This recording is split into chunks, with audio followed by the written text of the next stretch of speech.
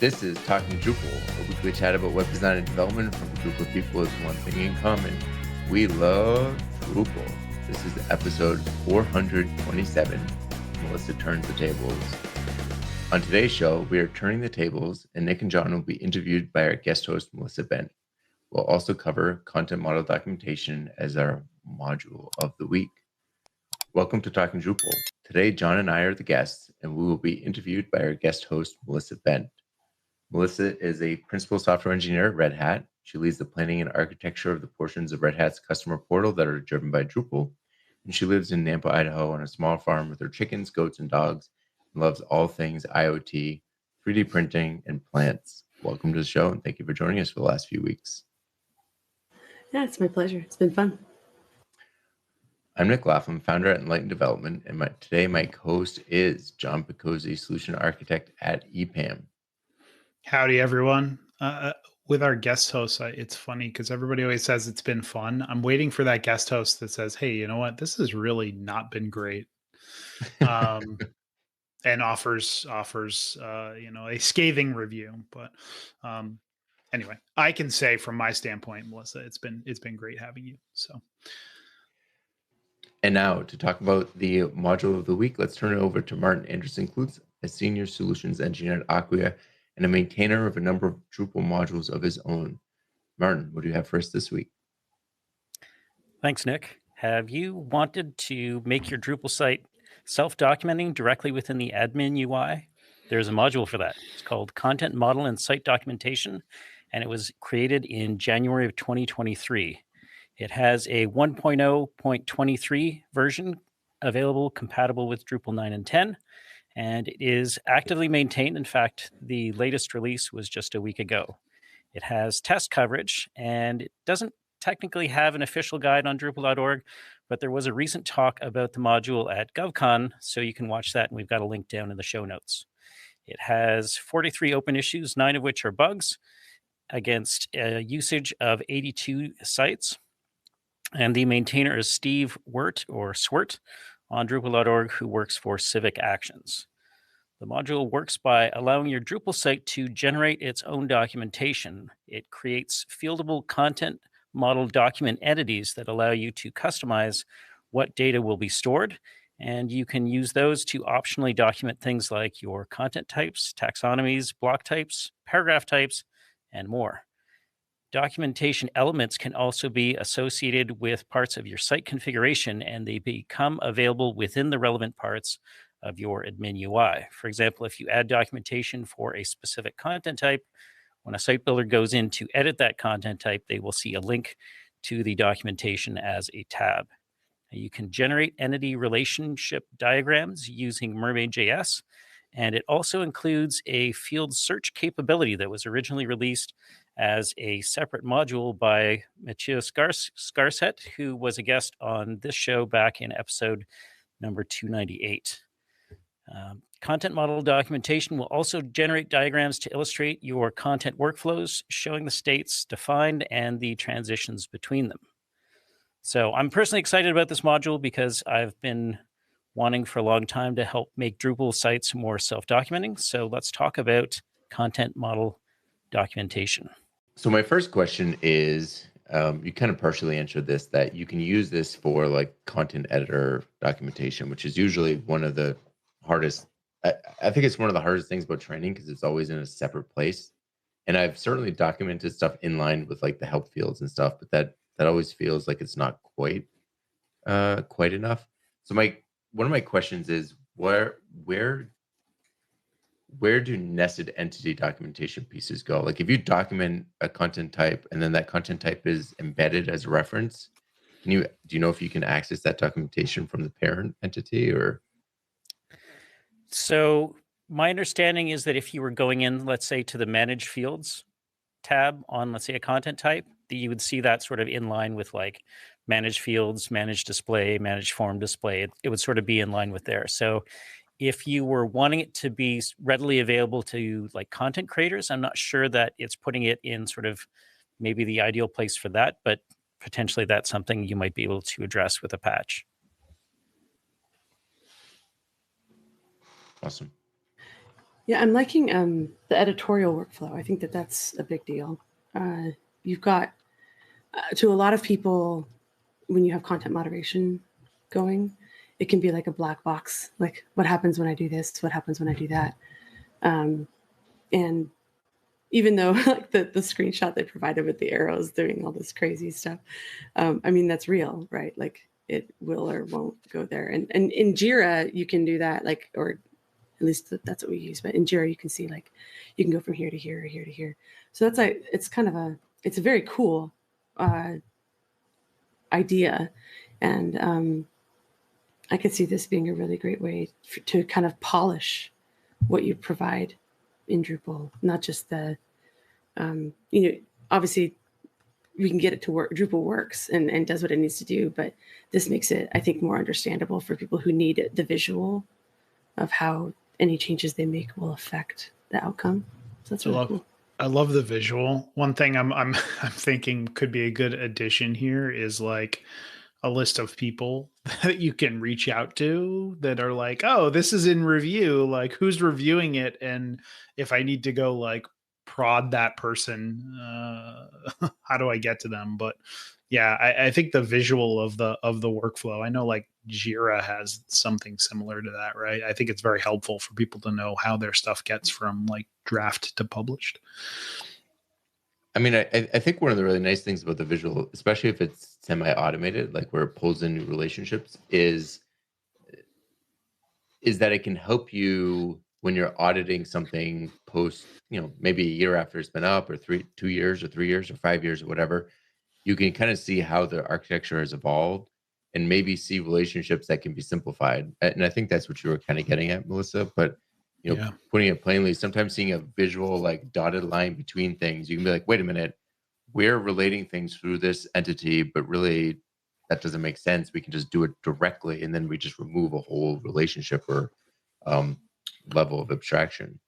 It's funny not to go down a total segue rabbit hole here, but Nic recently picked up a website that I worked on long ago that has a number of very complicated entity references, and this could be a great use case for being able to see like all of those entity references on one screen and be able to maybe, as Nic and Melissa both said, like simplify, streamline things. I didn't even think of that. But taking over a site, this can be super. I'm going to install that and see if it blows up. That's kind of what I was thinking too. Yeah, I'd be interested to see what said project looks like in this sort of diagramming utility. But well, when you inherit a website that you didn't build, this kind of tool can really help quickly point out areas where you might want to improve or change, or at least give you understanding of how changes you want to make might affect the outcome of the site without having to go through. And we all know entity references are great, but it also means that like it can hide the complexity of things sometimes. So within a site. So this is very cool. You're going to say something. One other thing that was interesting in that GovCon talk was a couple of people talked about using this module. Basically, there's a way to export those content model document entities and then importing those into like a very basic site, turning that into basically a static site that can then be put onto like GitHub pages or something like that as just sort of a static Git repo. And then if you ever want to understand sort of like when did that entity reference change from, pointing to this type to that type or become more complicated, you can use like a Git blame or something like that to sort of be able to do some of that, digging back through the history and so on. So some pretty interesting ways this module has been used already. So like part of the CI just like exports that, imports into a fresh site, and exports that to a separate repo that stores the history of the content architecture. So I believe the way it works is it provides drush commands. And so, the actual process of moving it between sites would be, I think, maybe a bit more manual, but, potentially automated, I'm sure. Wow. I'm going to have to look into this deeper. There's been so many like really rich modules of the week recently. I'm getting a bit of a backlog of things I need to investigate, but this is definitely up there for sure. Thanks, Martin, for always bringing your A game. It's pretty great. Absolutely. Well, thanks, Martin, as always. And if listeners want to get in touch with you, what's the best way for them to do that? On Drupal.org, Drupal Slack, and a variety of other social platforms, they can find me as @Manclue. Awesome. Thanks, Martin. See you next week. And now on to our primary topic. This week is, they said it was my show. So I decided I had so many interests, I couldn't figure out what to do. So instead, I was like, hey, I'm going to interview you guys. And Nic and John were like, well, okay, let's do that. Sounds great. So Nic and John, welcome to the show. Oh, Happy to be here. Well, the thing that I was really interested in talking about was actually the mechanics of a podcast. So we'll get to that in a little bit, because I listen to a lot of podcasts, and I've thought about starting a podcast myself, but there's always work involved. I've made music albums before, and people don't think about like all the work that goes into that. Now that I've made them, it's like, ugh, like there's so much work. And this is not just a one-time thing. This is every week you guys are doing this. So to kick us off, I wanted to start with, like, first off, you have to have a why. You have to know what you're talking about, why you want to do it, because otherwise there's no reason to do it. So both of you have been around since the beginning, and I encourage everyone to go look at episode 000 because it's super fun. But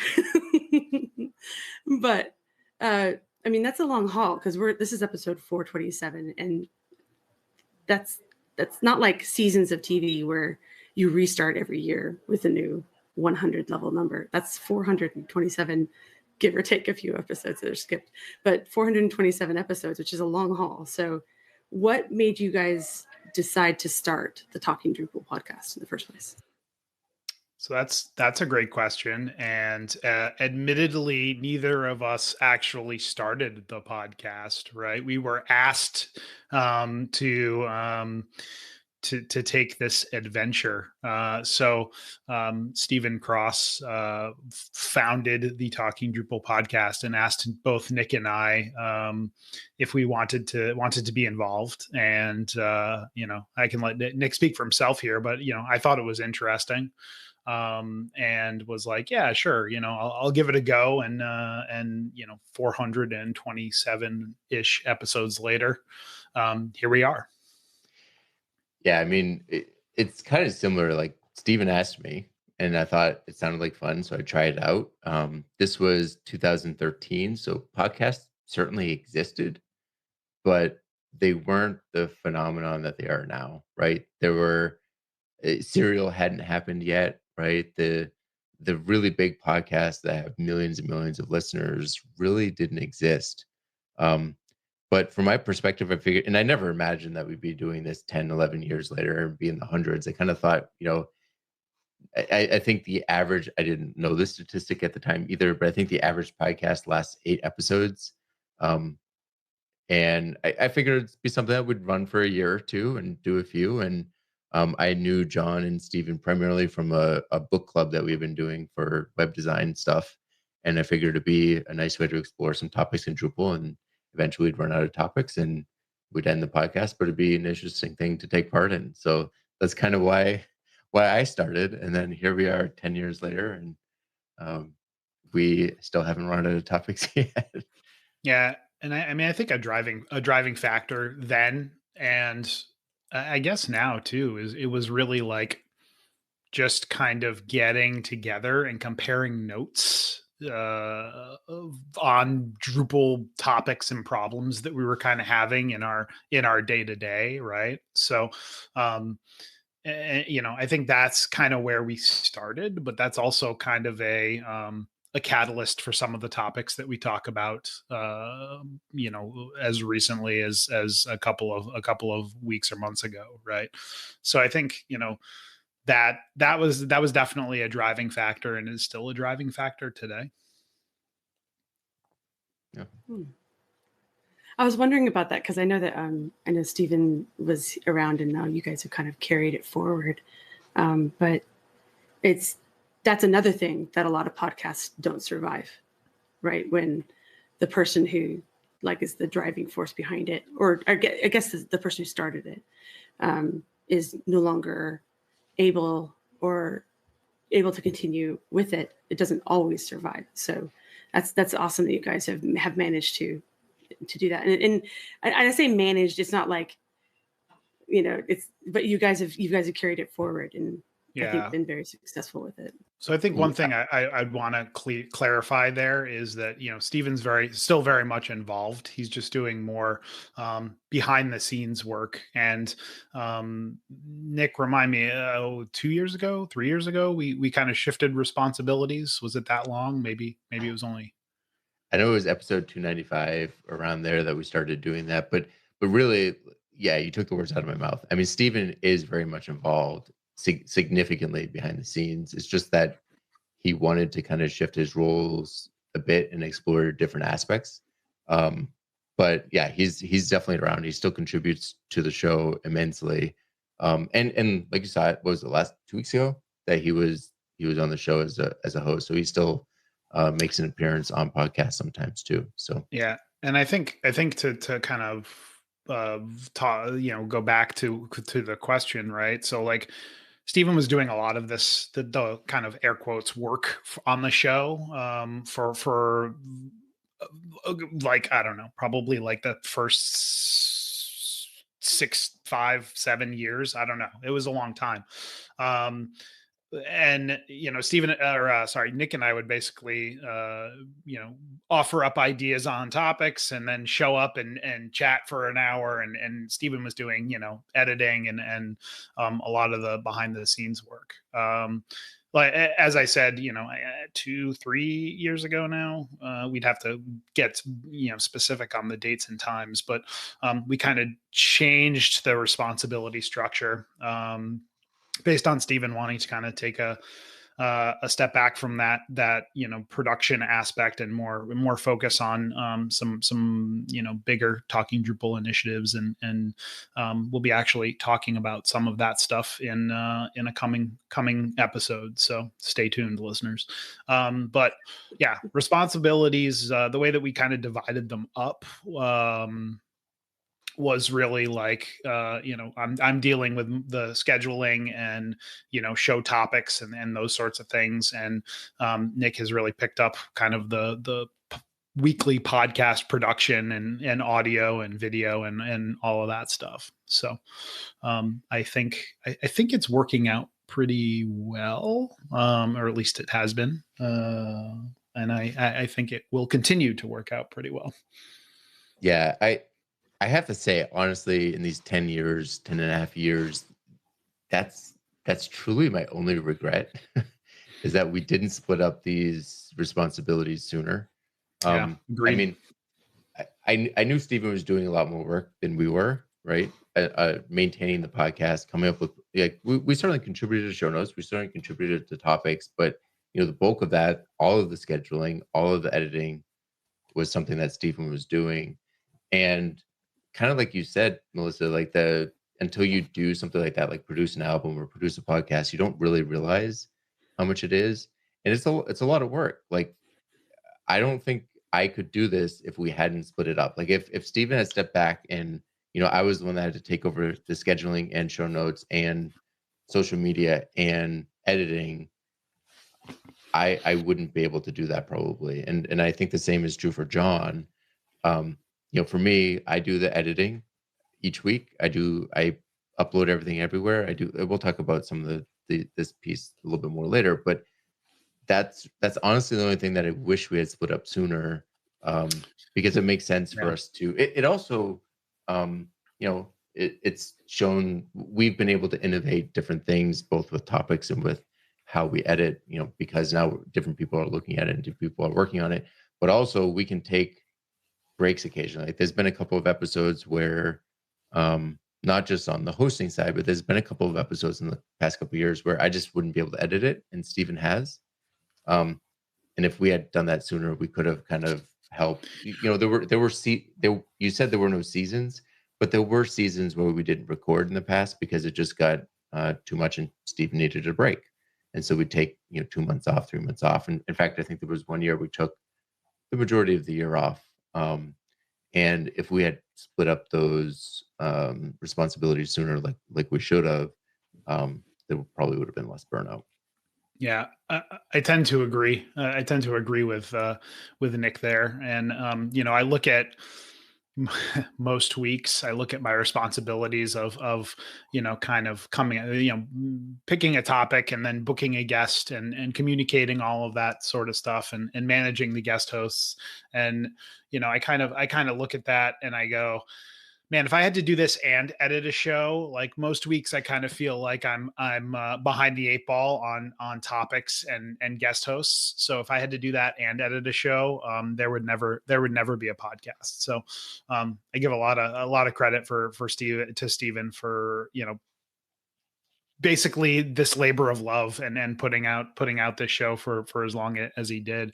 I think one thing that, as Nick said, is a positive is that show has kind of changed and morphed quite a bit with the addition of the split of responsibilities. We've been able to add some great new stuff to the show and segments and content and whatnot. So I think it's a natural evolution. Well, and I wanted to call some of those things out too, but before we move on to that, I wanted to just call out, because I was looking back through your RSS feeds yesterday because I was being nerdy and seeing what kind of information I could get out of it. So I looked at the RSS feed, and the first show aired on May 30th, 2013, which is really, that's a long haul. I mean, I was looking at the topics too, and there's a episode about Drupal 6 end of life, and I was like, oh, I remember that. And then, that probably and 72 episodes about Drupal 8 is almost here. Be prepared. Yeah, basically.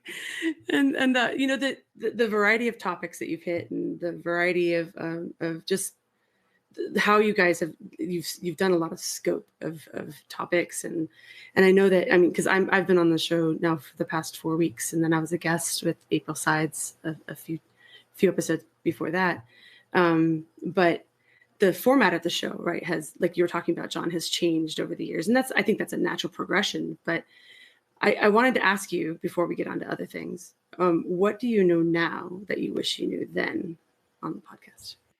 So I'll start. Really the primary thing is what we just talked about. I wish we had kind of split things out sooner, but it's hard to say that I would change anything, because I think in the beginning, our content was more, here's an issue, like a type of thing you can do in Drupal or sometimes a module, and here's how you solve it.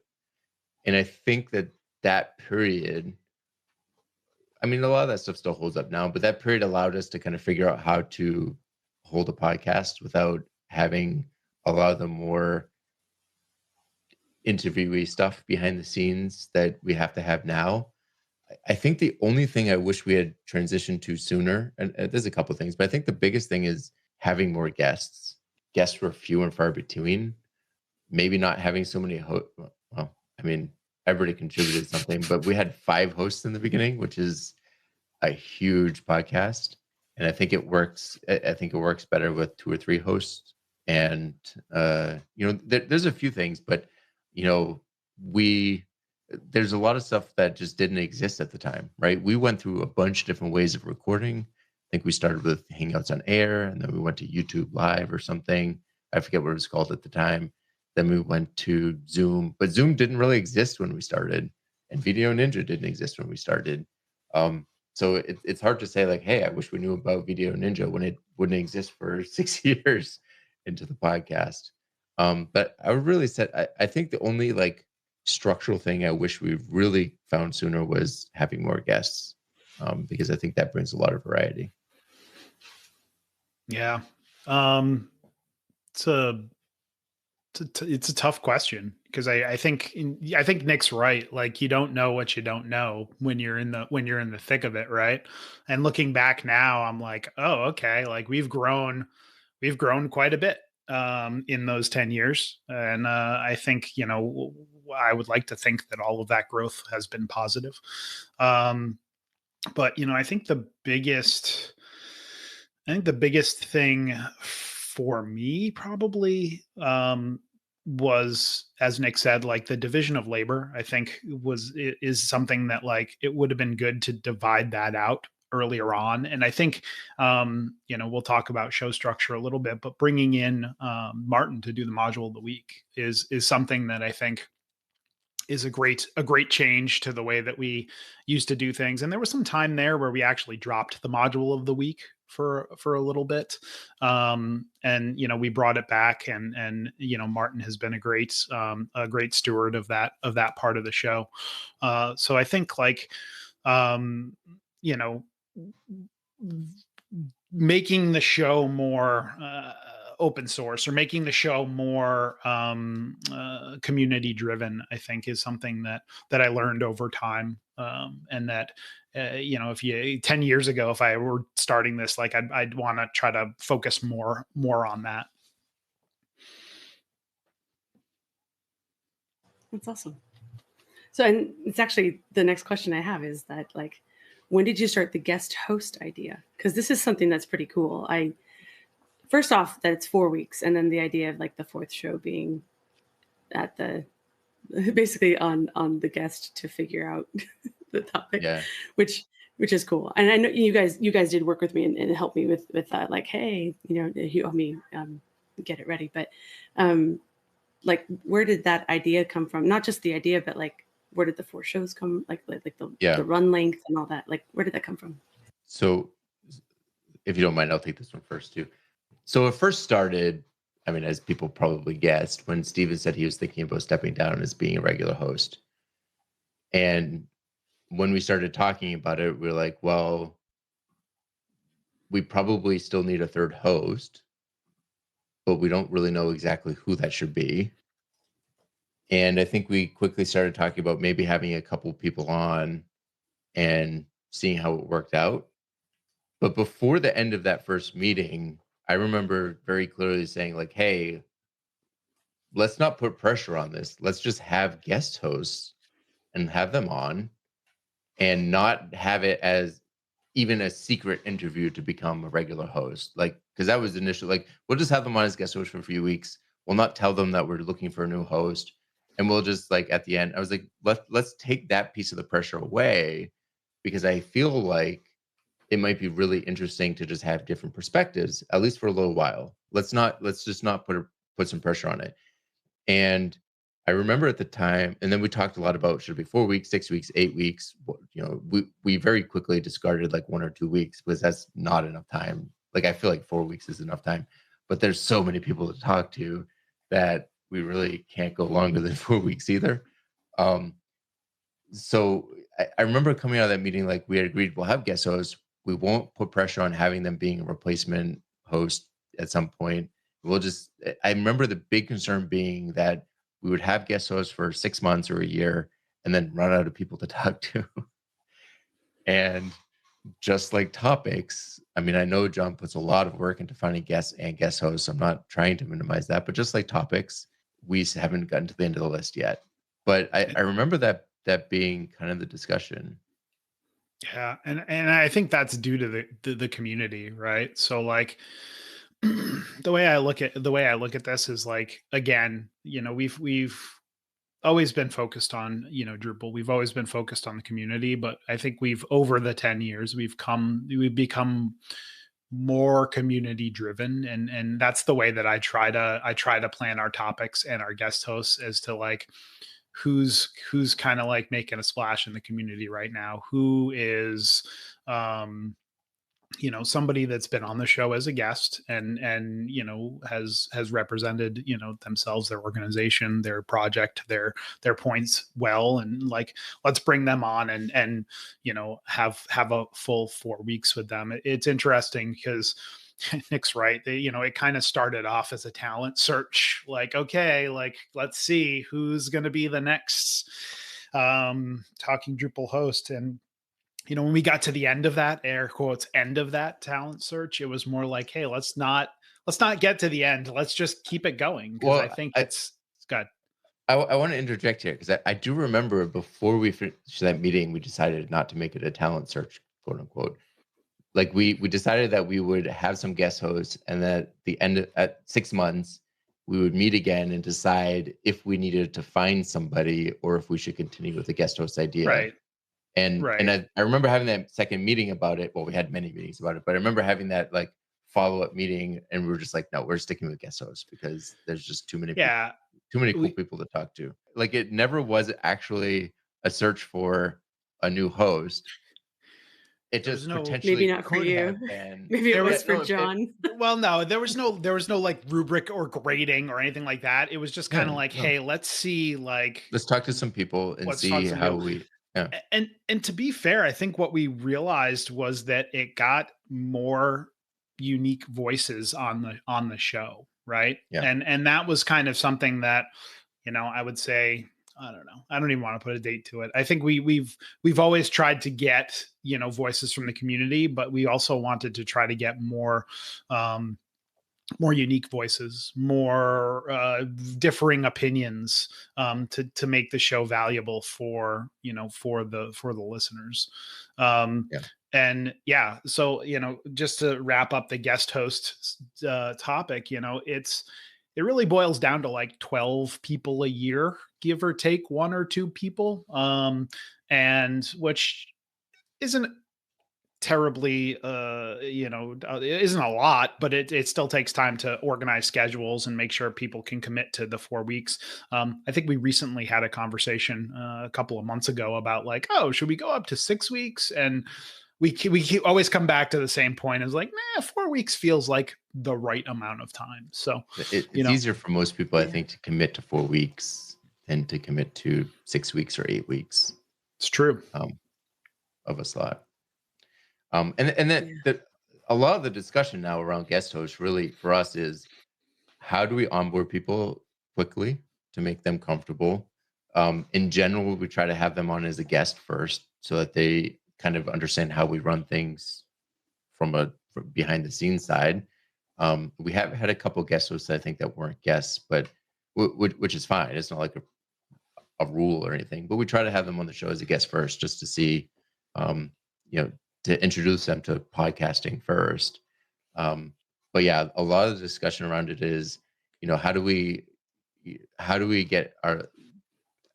introduce our guest hosts better to our listeners? Like Stephen came up with an idea for the 5 questions for the guest host that we put in the newsletter. Because like we said, we feel like 4 weeks is barely enough time for us to get to know you and our listeners to get to know you. But really, there are so many cool people to talk to that it's hard to extend that too long. And then I don't remember who came up with the idea for giving the last episode to the guest host. I think it was kind of a joint, like we were just talking about it, and it was like a joint thing, like, hey, we should do it. Really, a lot of the discussion, I think we quickly came to that, but a lot of the discussion around it was, which episode should that be, right? Should it be the 3rd, 4th, 1st? You know, I mean, I think 1st is not a good idea because you kind of have to get used to being a guest host first. Hey, you're going to be a guest host and you get to pick the topic. Good luck. Yeah. You get to read the intro. Enjoy. Yeah. So guest host was an immediate success, I think, from our perspective. It's one of the things I'm happiest about. But I didn't want to say that it was one of the things I wish I knew in the beginning, because I feel like if we hadn't found our feet with running the episode elsewhere, we never would have. We wouldn't have implemented it as well.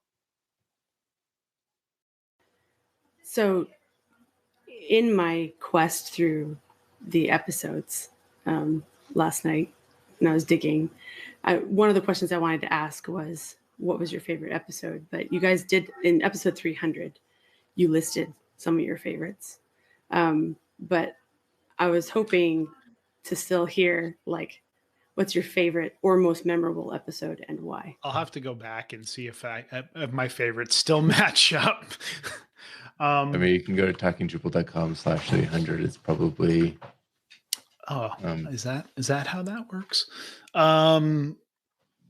Yeah, I think, you know, I don't know. For me, I can't pick out one episode as like, oh, that's my favorite. Like I always love re-listening to that episode.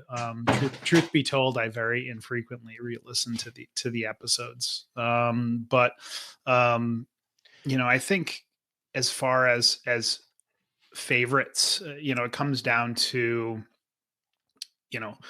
episodes where we've had really interesting conversations with folks. I'd like to,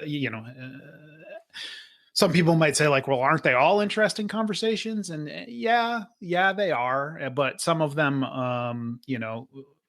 are more interesting than others, I guess. I don't know. I think, for me, the big ones are, talking to Dries, I always feel is interesting. And I feel like those are always memorable. There was one episode, or maybe 2 episodes now, where we had John O'Bacon on, which is somebody that I had read his books, actually 2 of his books, and had him on the show. And for me, it was interesting because I read the book and I thought, this is a very interesting person I'd like to talk to. And then I reached out and they were like, he was like, oh yeah, sure, I'll come on the show. And I was kind of like, whoa, wait, what? Like, I fully expected a no thanks, but no thanks. And it was like, oh yeah, sure. So for me, I think those are kind of the more memorable episodes where, people, we had interesting folks on, or people that I thought like, oh, this person will never agree to this. And they did. Yeah. Is it pandering to say that this is my favorite episode? This is could be probably up there. Yeah. I mean, honestly, like each episode I love, but looking back, I think my favorite episodes tend to be like the more accessibility focused ones, right? In episode 300, I said Wade Winkler's episode where we talked about assistive technology was, the sustainability ones I always love. Like the one that we talked about the carbon footprint, like just blew my mind. Understand like how deep his understanding was. So the fun part is here that I've now gone to the Talking Drupal 300 page and realized that the favorite episodes are actually listed on the page. I don't have to. Listen to the episode. Know your brand, John. Know your brand. Go ahead. Yeah, Jerry McGovern. I was right. So yeah, Jerry McGovern's episode, the one we talked about the sustainability guidelines a few weeks ago. Talking with Stephen last week about the needs review issue queue, whenever we talk to somebody who's had such an impact on the community or the project is always fascinating to hear, both, how they get started, what they're doing, how people can help. Those are always my favorite ones. But, I love to learn. I love to hear what people think about stuff. So each episode is, kind of feels new and fresh to me. So I love, it's hard to say that you don't like something when you put so much into it. So each episode is wonderful. It's interesting. On this list, John O'Bacon is also one of Nick's favorites. I remember putting that there just so that you would say you read the book. But as our listeners know, I struggle with reading books. That was one of my favorite ones too. This list is reminding me that I think one of my all-time favorite episodes. I do have one that is an all-time favorite. Episode 79. The night before DrupalCon. I don't know. That one always makes me smile, and it's just because I think it's silly, but seasonal and amusing. I don't know. Well, so I'm now watching Nick. I'm watching my little triangle in the corner. I'm watching it go from like yellow to orange. Is that bad? Is it? No, you're good because mine's doing the same thing. Okay, and then I'll pause for a second. So talking about we've talked about the history of the show. We've talked about these different kinds of things, and a lot of I think the beauty of this style of communication is that it grows and morphs over time, and you have I feel like a pretty solid format now. You have your intro, you have the module of the week, you have the primary topic, you have the outro, you have all these different things. But how did you come up with that format? Because I know if you watch the first episode, it doesn't have a lot of these elements to it. So how did you come up with the current format? So that's a great question. I mean, I think it was a lot of trial and error. I think originally, like, the format kind of came from podcasts that we listened to that like had elements that we wanted to kind of make Drupal centric. And and then I think it was just an evolution, right? So I talked a little earlier about how we kind of dropped the module of the week from a bunch of shows, because we kind of felt like it might not be working. And then we kind of heard from the community, well, we kind of liked those segments, and it'd be cool if they came back. So we brought them back. But I think at the end of the day, it was, hey, let's start small. Let's start with something basic, and then let's iterate on it. And, and that's kind of where we are today, where, we've gotten more, we've gotten more organized over the years, where now we have quarterly meetings to kind of discuss how we think things are going and if we need to make changes. So, yeah, that's not quite my recollection from Module of the Week. My recollection is, Stephen came up with the idea, because most things in the early days were, there was something that Stephen thought of, and we did it for a while. And the truth is, most episodes, we would jump on the call together and we'd be like, oh, what's our module of the week this week? Let's look at all the projects we worked on the last week and see if there's a new module that we haven't talked about. And then we would talk about it. And after a while, we kind of exhausted our list, and we were like really scraping to find something. And we weren't, I don't think we were adding too much value talking about specific modules, because sometimes we would find one we hadn't used it, and we'd be like, this is a module. None of us have used it. Sounds interesting. So we kind of stopped doing it for a while. And I don't remember the community asking for it back, but I remember John for a while saying, like, I think we should credit John for bringing it back, because he would say, like, hey, there's this really cool module, we should talk about it. And eventually we started doing module of the week again, and we put more effort into it. We would put it in the show notes beforehand, we'd do a little research, and we still sometimes did modules that we didn't use all of the time. Stephen or I would usually install it on, and John sometimes would install it on, like, Simply Test Me or something and check it out. Okay, maybe not John. So we could at least, have installed it and look at it. And we'd have good discussions. And then we were talking about getting rid of it again. And I don't remember the genesis. I think Martin was on a couple of episodes, and he always had like a good module leak suggestion. And then I think it's more because Martin has developed half of the Drupal modules out there.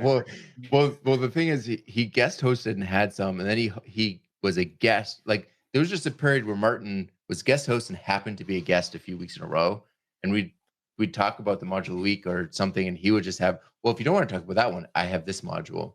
And then I think John and Steve and I were talking in one of the quarterly meetings, and I made a joke about Martin knowing every module, and John made a joke like he just made about Martin developing them all. I was like, well, would it be worth asking him if he'd want to help out with that? And I think that's how he came there.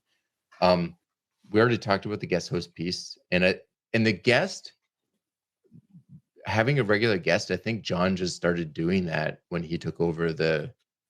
Yeah, I kind of realized that the show was a lot more interesting when we had a subject matter expert or somebody that wasn't us talking about something. And,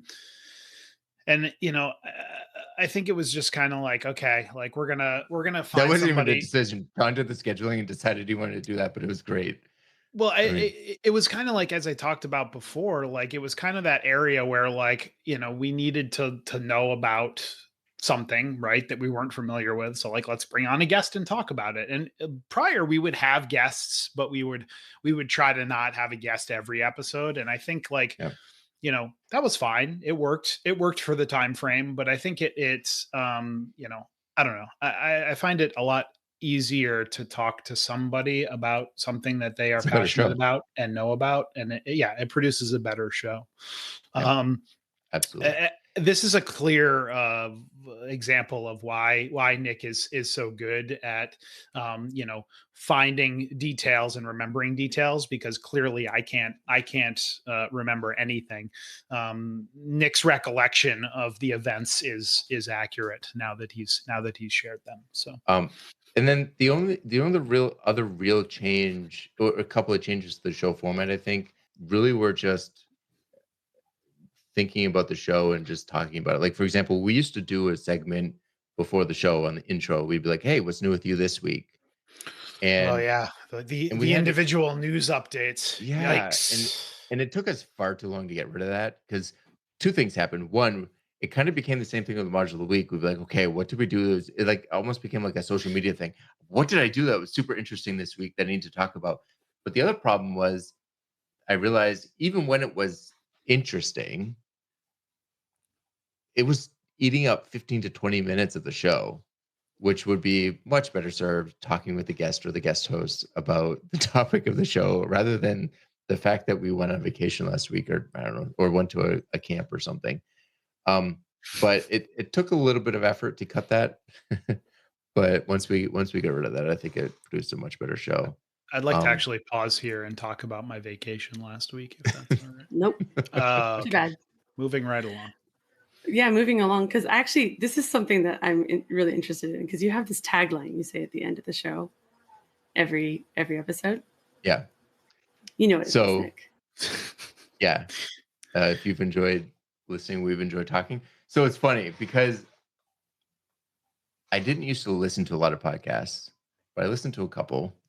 And one of the ones that I listened to is, I've talked about on the show before, is Mark Rosewater's Drive to Work podcast, where he's the head designer of Magic the Gathering. He has 1,000-something podcast episodes. He releases 2 a week, and they're like 30 minutes long. It's his Drive to Work. And they're fascinating. And I remember listening to him, and he has an opening tagline and a closing tagline, but he didn't get the closing tagline until, I don't know, really far into the show. And he did an episode about the podcast once. And he was like, yeah, you'll realize that it took me a long time to figure out the closing tagline, because I didn't quite know what I wanted to say. And I think his closing tagline is something like, instead of driving to work, it's now time to, instead of talking about magic, it's now time to make magic. And I was like, wait a minute, we don't have a tagline. We should have a tagline. And then he said something, instead of talking magic, I was like, our show is called Talking Drupal. I mean, our podcast is called Talking Drupal. Maybe it should be something about talking. And I think I came up with that. And we tried it a couple of episodes, and now it's kind of stuck around. I don't know if it's the best tagline, but it's funny. I seem to remember it being a very off the cuff comment at the end of recording. I don't think I told you guys. No, I don't think I told you guys about the thinking I did about it. I think I just said it and then kept putting it in shows until you guys decided that it was okay. I don't, like I said, history eludes me a lot of the time. I just seem to remember, I don't know. So we had, the intro there, right? Where it's, hold on, I have to read it, because like Ron Burgundy, if I don't read off the prompter, it doesn't. So like, people with one thing in common, we love Drupal, right? That was very early on. We started every show like that. And then Steven came up with that. Yeah, totally. And then like, I don't know. I don't even remember like where, how we talked about like a tagline at the end of the show, but I think we, like, one show we were just like talking about something, and like, I said, or somebody said like something like, like the tagline that we have now: if you've enjoyed listening, we've enjoyed talking. And it was then we were just like, oh, let's start adding it to the show regularly. I have a love question mark relationship with the tagline, because I doesn't really provide any value, and I often wonder, like, well, why? I enjoy the guest hosts reading it, because some people add a little flair to it, some people don't. Some people do add their own flair to it, which is fine. It makes things interesting. But I really wish there was. Yeah, I really wish there was a more interesting story there. Like, One time we had the We creator met of for the 3 internet weeks to on, and decide. Yeah, we met for 3 weeks to decide what our tagline should be. I just love this idea of Nick being like, we need a tagline. I'm just going to slide this in here and see what happens.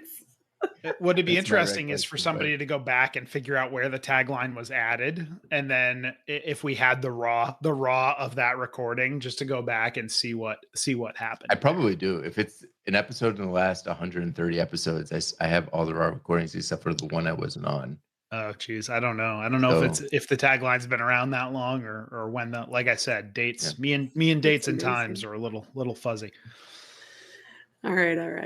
Here we go. Okay. So then we've talked a little bit about technologies. And again, the very first episode, I think you guys used Google Hangouts for that. This format, I know Nick allows you to produce it differently because the videos you can do different things with it. Because for people who aren't in this recording with us right now, it doesn't look the way it looks when it comes out in video format on YouTube, where it's has the pretty background and everything. Like Nick does some work to make that happen. But what technologies are currently used to produce the show? Yeah. And I'm not talking about platforms necessarily. I'm talking about, because we'll talk about that in a minute.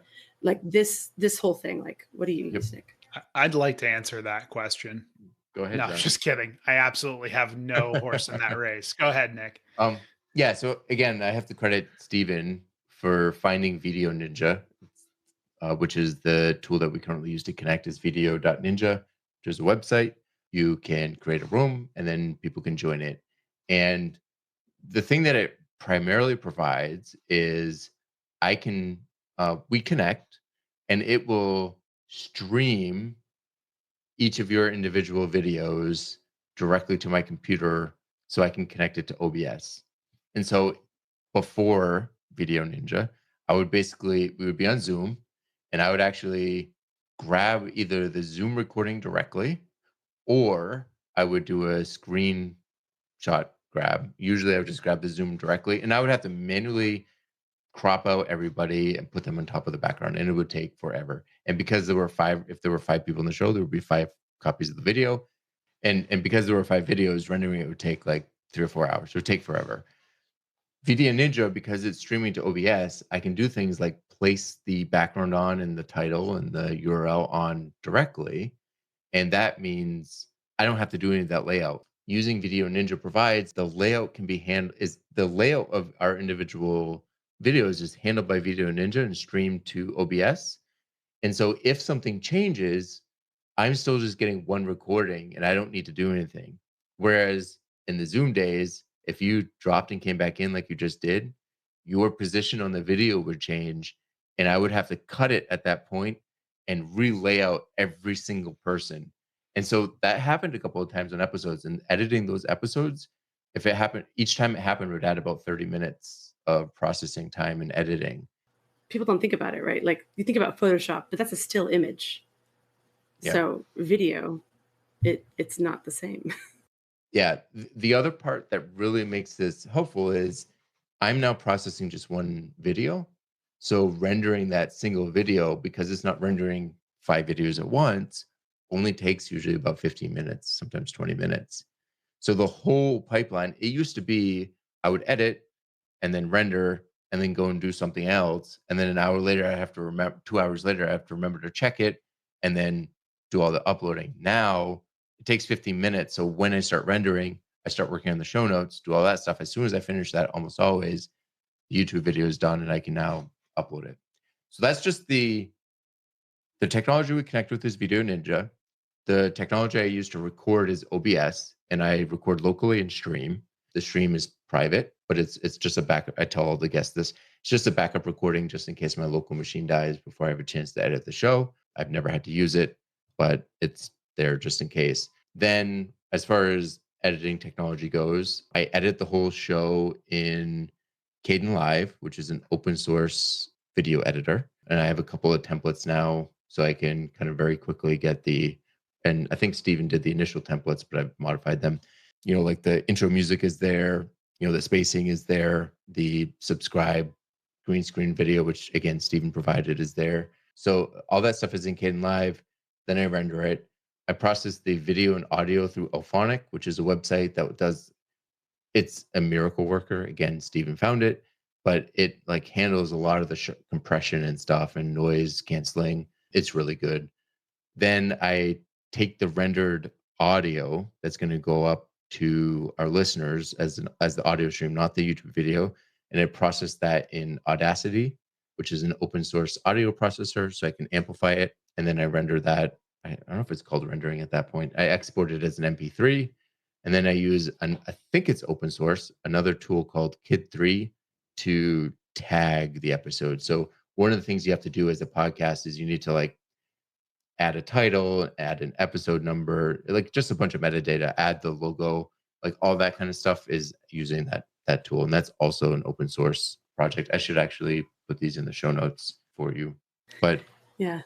we do as much as we can with open source. And I think those are the only tools. We also use Trello. So Trello is used to kind of track each episode, the guest host, and the build process. But yeah, it's a mostly open source process. I don't think Video Ninja is open source, but every other tool I think I mentioned is, except for Alphonic. And I don't do anything with audio or video production, so I can't offer any insight into the process. That's it. That's all I got. Yeah. So that's the nitty gritty, right? I find this kind of thing fascinating because, again, I've thought about starting a podcast before, because it's like, well, what can I talk about? Then you start to think, well, what can I talk about at length over time? Like, what kind of topics can I get? If you get too specific, then again, you're going to run out of topics. You get worried about that kind of thing. But I love this kind of nitty gritty discussion, because you guys have done, and Steven obviously has done a lot of research and put a lot of work into making this as smooth as possible for you, since you do have to do it all the time. Because if it was painful to do, right, if it took you hours and hours and hours, that's just something that it's not maintainable, it's not supportable, and to continue the show. So that's awesome to hear, that it gives you the ability to process it so quickly, especially with video, because video it's heavy most of the time.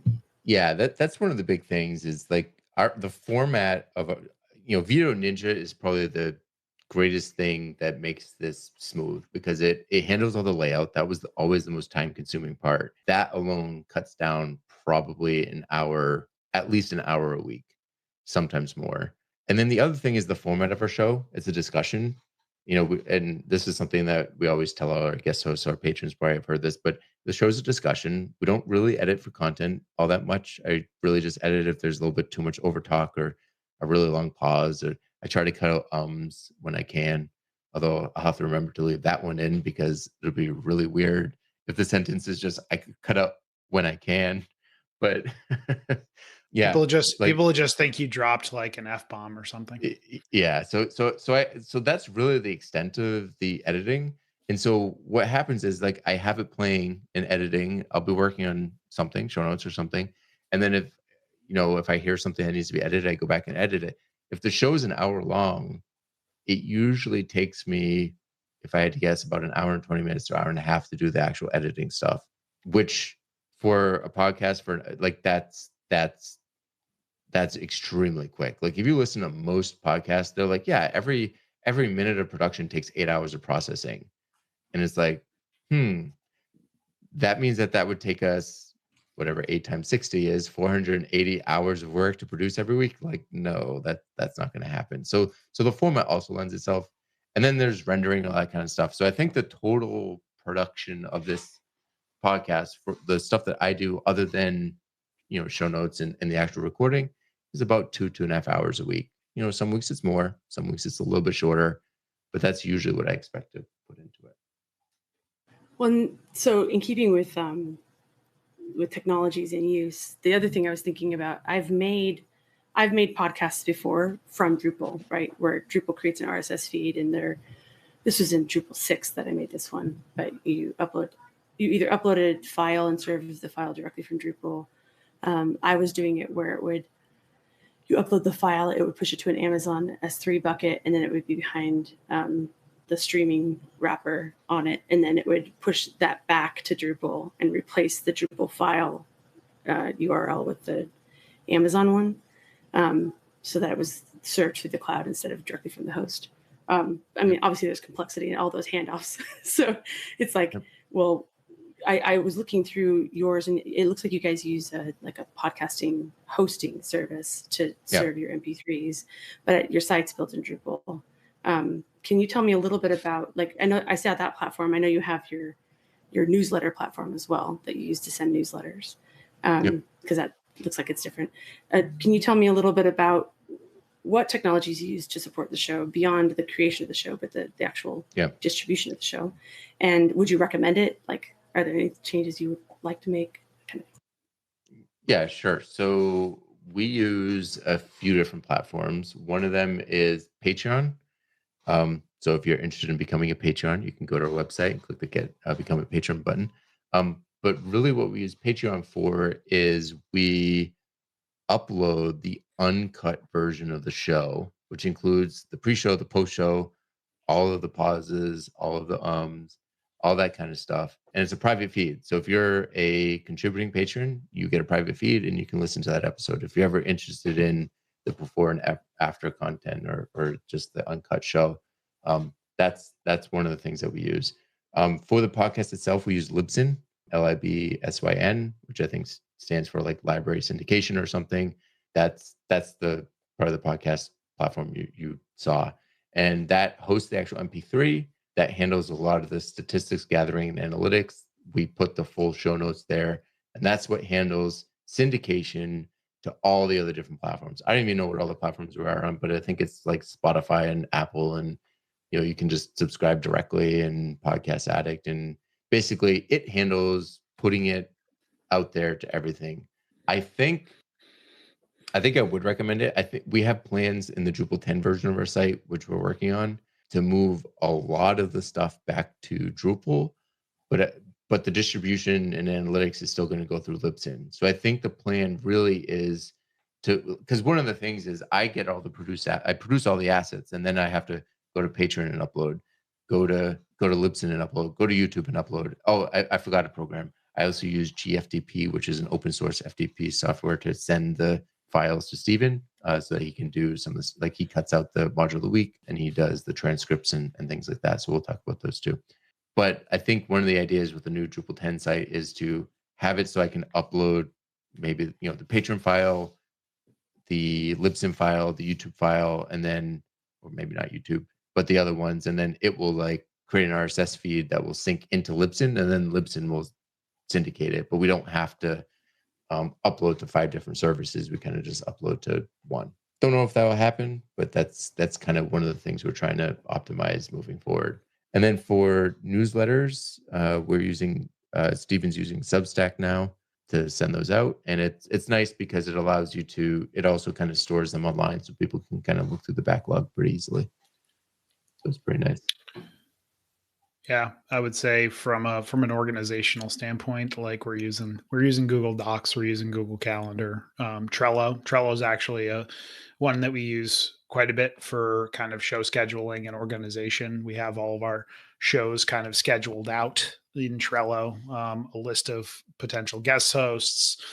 So that provides pretty good organization for us from a kind of like being able to look at a board and say, okay, well, we have the next 2 to 3 months of shows planned out and filling in spots and so on and so forth. So, that's been pretty helpful from an organizational standpoint. And then, I think like we're using Slack for communication and obviously there are some other more common tools that we're using. And then we've also got there's something that Steven does that we haven't talked about yet. Steven also does all the thumbnails for YouTube and for the website. And he's been using a couple of different tools for that. He's been using Midjourney to kind of help with some of the AI generation. And then he's using a tool called AI Background Remove to help, get rid of the background and, the guest hosts and the guest images and put them on there. So I'm not familiar with using either of those tools. Those are tools that Steven uses. And I know he spends at least a few hours a week, doing both the newsletter generation, other general stuff for the podcast, and Midjourney and generating the thumbnail. So Stephen is very involved in this show. You're not kidding. He's like, yeah, he's involved in it. Yeah, he when he first discussed with us stepping back from being a host, it wasn't removing himself from the podcast. It was that he wanted to take the time that he was putting in hosting, scheduling, and video to other things on the podcast. So, listeners might think, because he's not as visible on the podcast, might think that he has stepped back, but he hasn't. He does as much, if not more, than we do. It's just that we're now doing other aspects like we should have been a long time ago, but he's investing a lot of time still. I think that's really interesting too, as like another topic that we can't talk about today because Stephen's not here, but also this idea of like when your role changes,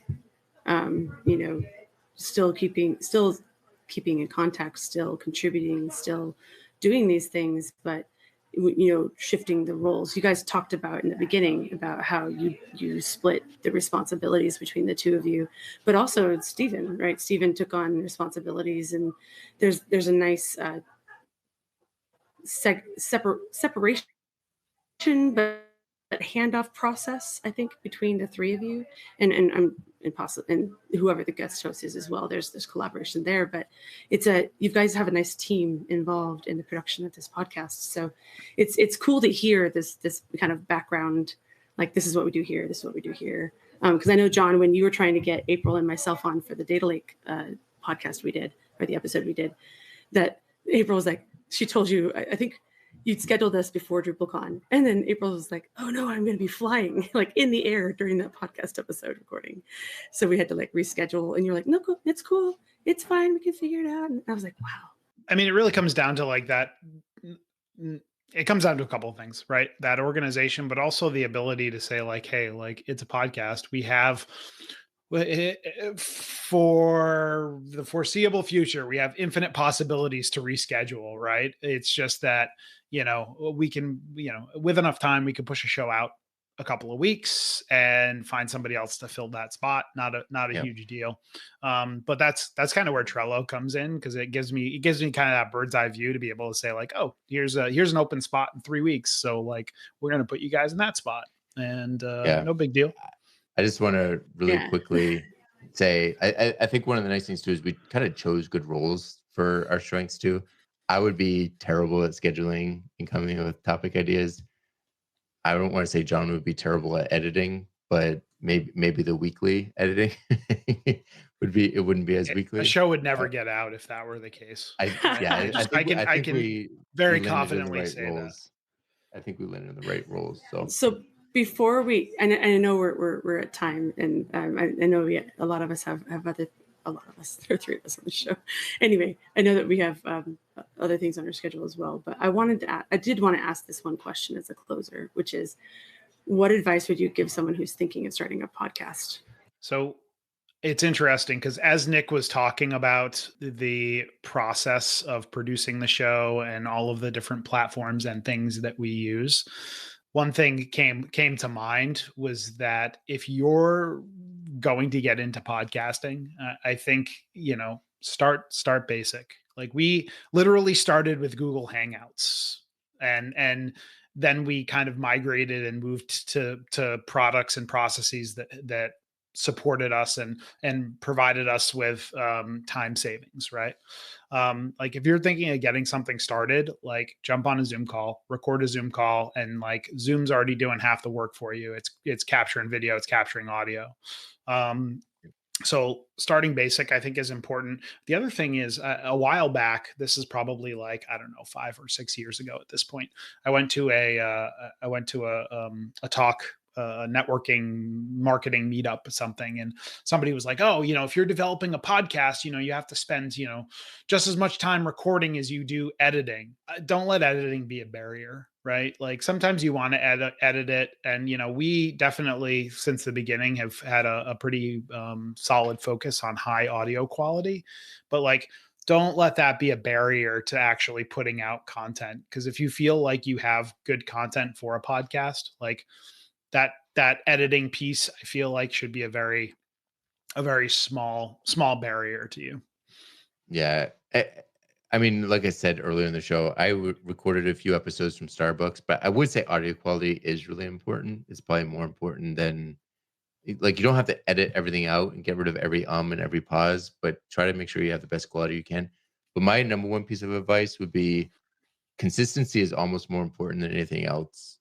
If you, I don't think weekly is necessary, and probably shouldn't be weekly in the beginning because it's a lot of work. Monthly might be a little bit too infrequent, but I would say every other week or monthly, pick one of those two time frames and stick to it for at least 10 episodes and reevaluate, because consistency really is one of the most important things. Yeah. I mean, I think the message here, and from what I'm hearing from both of us, is really like, if you're going to do it, make it work for you, right? Don't make it so complicated that it's hard for you to achieve.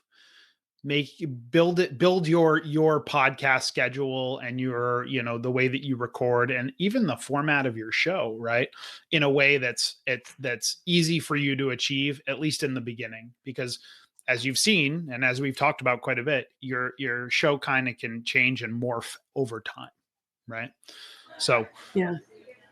Well, keep Melissa, it simple, stupid. That's my recommendation for anybody starting a podcast. Well, Melissa, thank you for joining us, and sorry about the time. I'm not used to the one being interviewed, so I kind of forgot to keep an eye on the time. Where when I'm the one asking questions, I'm usually looking at the clock every question. So thank you for joining us. That just means it was a good show. Yeah, my pleasure. Sorry, I just talked over you. You're gonna have to edit that out. Oh no. No, that's fine. Do you have questions or feedback? Reach out to Talking Drupal on Twitter with the handle Talking Drupal, or by email with show@talkingdrupal.com. You can connect with our hosts and our other listeners on Drupal Slack in the Talking Drupal channel. And you can promote your Drupal community event on Talking Drupal. Learn more at talkingdrupal.com/tdpromo. Get the Talking Drupal newsletter to learn more about our guest hosts, show news, upcoming shows, and much more. Sign up for the newsletter at talkingdrupal.com/newsletter. And thank you, patrons, for supporting Talking Drupal. Your support is greatly appreciated. You can learn more about becoming a patron at talkingdrupal.com and choosing the Become a Patron button. All right, Melissa, if our listeners wanted to get in touch with you, what's the best way for them to do that? I'm going to go with Drupal Slack. That's the number one. So if you haven't gotten on Drupal Slack yet, you should do that. It's a great community. And my name on there is MERAULUKA, Miraluka. It's also that on most social media, but if you wanted to connect with me on LinkedIn, my name is Melissa Bent, and I look at Red Hat, so you'll see me in there as well. Awesome. How about you, John? You can find me on all the major social networks and Drupal.org at John Picozzi. And you can find out more about EPAM at EPAM.com. And you can find me pretty much everywhere at NixFan, NICXVAN. Well, if you've enjoyed listening, we've enjoyed talking. See you guys Thanks, next week. everyone.